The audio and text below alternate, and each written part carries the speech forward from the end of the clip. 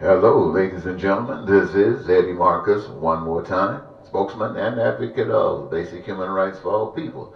I've been spending about 35 or 40 years talking about your dreams coming true. I am not the one that can make your dreams come true. I can only tell you how. Your dreams come true by being involved and not totally trusting in others more than you trust in yourself. If you don't care, you can bet your last money they don't care either. So it doesn't matter whether you're just talking about on a local social level or economic, or whether you're talking on a national level. It requires the same thing, and it will respond the same way to the same actions. So I'm thinking, ladies and gentlemen, that the candidates and stuff that's running for president today, many of them believe that after you voted for Donald Trump and put him in office and accepted his lying and his cheating, you figure that you're just totally on the back front now. There used to be something they called goodness. Now goodness has no place in the society. Everybody's screwed. I don't think so, ladies and gentlemen. And this is why I come to you to share some information with you. You know, whether you believe it or not, it doesn't matter. There is a source. There is a reason. There's a cause for the existence of humankind. There's a cause for this big ball that we live on and all the preparations that have been made in order to meet the needs that those who are here on this ball would require. And not only that, the intelligence, the skills, and all of that apparatus has been put together, whether it's outside of the people or in the people, to be able to do the things that would give them what they want. The question is, everybody wants peace, but at what expense? At others losing theirs. Everybody wants prosperity, but at others losing theirs. Everybody wants joy in life, but at others losing theirs. It's almost like they can't have it unless somebody else loses it. That's the mindset. That is a mindset that has been set by the people of this earth who have decided that their way works better for them than the original plan. You see, the original plan works for everybody. Others' way work for them in spite of everybody. And so, ladies and gentlemen, I take issue at other things that people might not take issue with. I am one that totally is I don't care what anyone else say. I have confidence in what I believe to be true. What I mean by I believe to be true means that I have transferred it from belief to knowledge. And what am I saying? You have heard people say that there is no God. And they believe that. They believe that there is no God.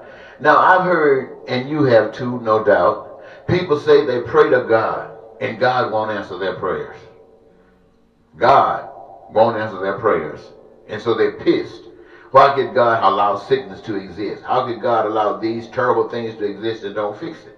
That's what they say. And because it isn't fixed, they just find the easy way out and say, there is no God. Let me turn this off.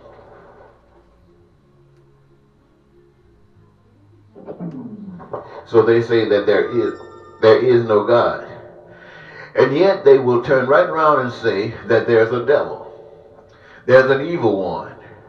That if you want to be successful in life, just make an agreement with the devil that you're willing to sell your soul. Sell your soul for success.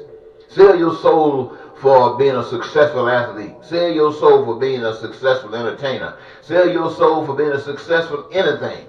And people want you to think that the devil is right there.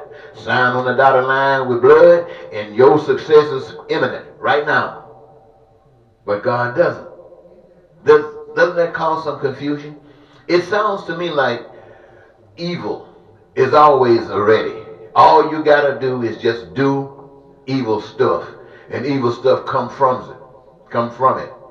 But when it comes down to good things have a pattern. They have a pattern of progression that reveals and exposes what it truly is. Now, if God is a good God and you pray to God to give you something that's not going to be good for you, why would God give it to you just because you ask? I mean, the devil might do that, but why would God? Now, I'm not trying to justify to you to trust in a God that you don't believe in. All I want to tell you, ladies and gentlemen, is this. When I come to you talking as one that knows that there's a God. You see, that was the moment when the devil was right on me and laughing. Said, I got you, buddy. Not I got your service, but I got you out of this world. And there was nothing a human being on the face of this earth or any other earth that I know of could have done anything for me. But there was a power that I couldn't see, touch, or feel that left evidence, because that devil had to split and run.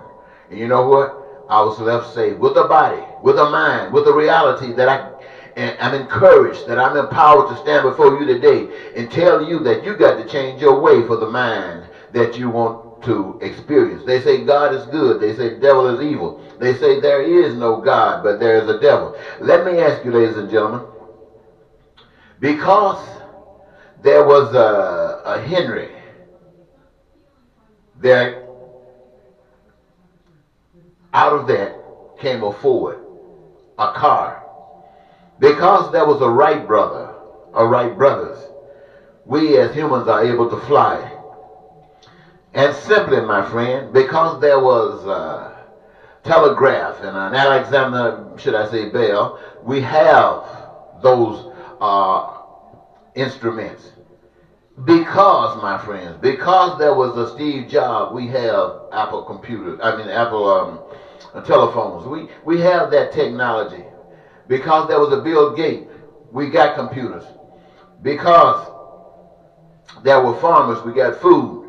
Because there were seamsters, we got clothing. Because there were builders and architects, we got infrastructure, we got homes.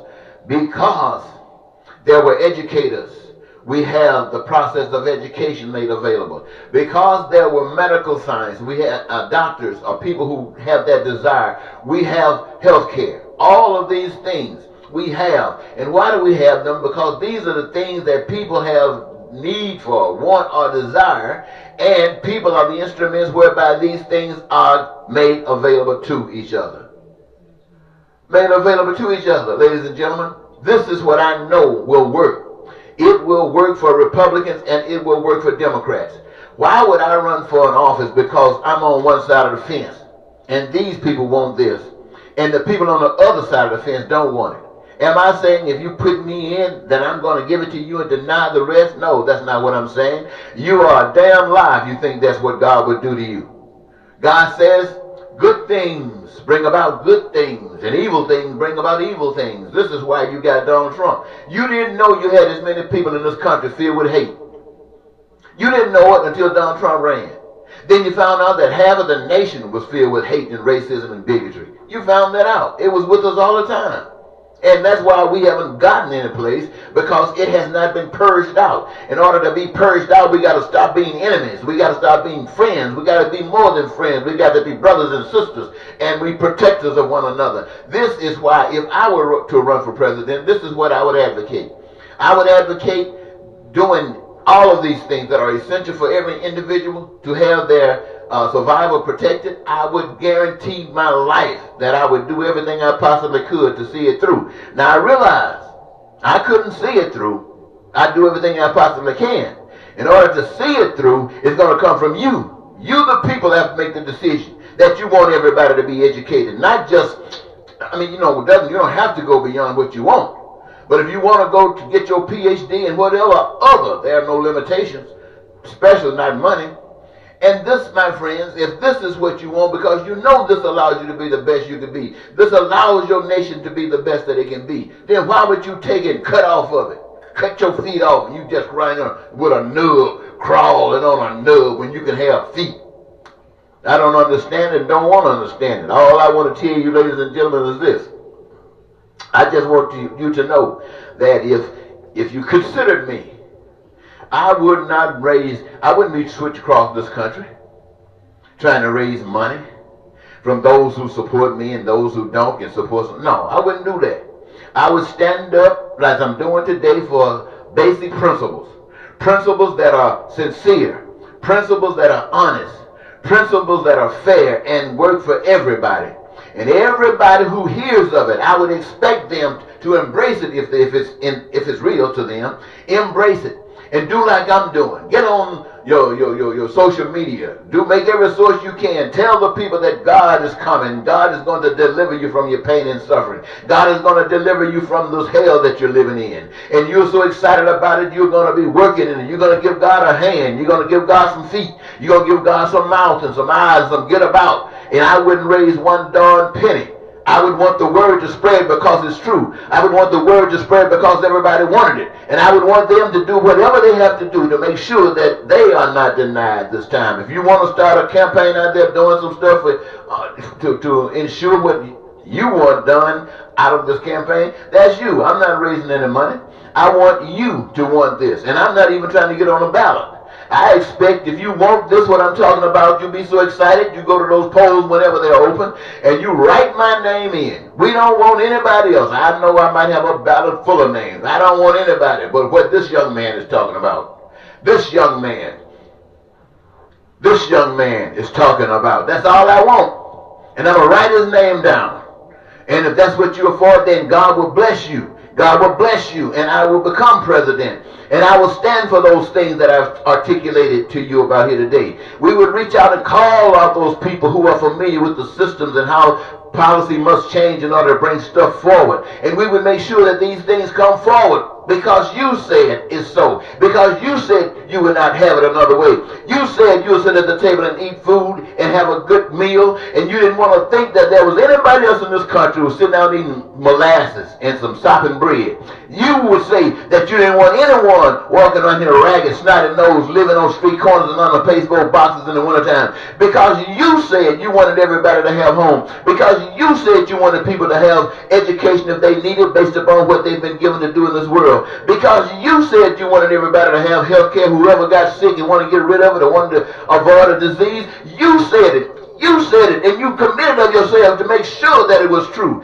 It wasn't one person on this side or this side over here shouting and this side mad. Every side was shouting. Every side was excited because they saw God standing up, that they would never be hungry, that they'd have peace and they would have joy in their lives. They would have freedom. And these things, ladies and gentlemen, everybody desire. Everybody want. They just don't know how to get it because they've been taught all kind of lies. I'm standing before you today talking to you in such a way that you know that I'm telling the truth. All you can need is a little sense, and you can figure this out. Little kids 2 and 3 years old can figure this out. So I'm saying to you, ladies and gentlemen, I have said I ran for president almost 5 or 6 times using the same message. And you were so filled with blockage and hatred and malice that you couldn't hear one thing that came out of my mouth. In fact, when my mouth opened, you started running. You didn't even want to hear it because you didn't like my color. And when you found out that I didn't have a bank account, you really started running. And you were running from life to death. So right now, you're getting another chance, ladies and gentlemen. Life isn't gone anywhere. It's still here. And it's being offered to you, not by the devil who needs you to sign blood on the dotted line, but by God who needs you to change your mind and start loving and stop hating. And if you do that, ladies and gentlemen, you would be blessed. You would be blessed. And the same strategy that you used to change America and make America a great nation would be the example that would be held up before the world. Putin couldn't defeat this. Not even a Hitler. Not even what that dude named Kim Jong-un. He wouldn't be able to defeat this. Nobody on the face of the earth would be able to defeat what the people have determined that they want, and it is in the will of the Almighty God. So, ladies and gentlemen, I count on giving you my little campaign speech. If somebody said, well, out of all of the other candidates that's running, who do I think would be more beneficial in doing something similar to what I have shared with you today? And I'll be honest with you, everybody seems to want to be president. When I say everybody, I'm talking about 10 or 15 people. Some of them have nothing to offer. It's just ego. They just say they'll take a chance, get a name. Never know, might not work this time, but sometime in the future. Not only that, you got guys running, ladies running, because they really want to do something. They really do want to do something. But now out of all of the people, when I see them, when I look at their pictures on the screen, when I look at them on posters, I can see the cynicalness in their faces, even in their smiles. They don't have the heart. You got to have heart deep down inside to be able to deal with a mess like this that we're in. And what I see from any of the candidates that's running, where we know we get from Donald Trump, is a little bit more of the same. It might be just something that you can say you progressed a little bit, but that's all. You're not going anywhere. And the candidate that I think out of all that crew that would make the biggest step forward would be Sanders. And I say this because Sanders didn't just start. He was talking this stuff a long time ago. And at least in the last presidential election, he was championing it. But the crooked people, so confused and so mixed up, so led by evil and discontent, till they allowed themselves to be abused, even in the Democratic Party, and picked up a lady that didn't get them anywhere. Picked up a lady that didn't get them anywhere, where the people chose the biggest devil to beat this little devil. And you, the people, all of us lost. All of us lost. But Sanders is not the solution to your problem. God is the solution to your problem. You are the instrument that will fix the problem, and I am the voice that will be there to guide you if you say amen. Until next time, this is Eddie Marcus, spokesman and advocate of basic human rights, are those essential rights for survival as a human being. If you got that, most of you would be thrilled pink. Other little stuff would just be gravy on the top. Bye-bye.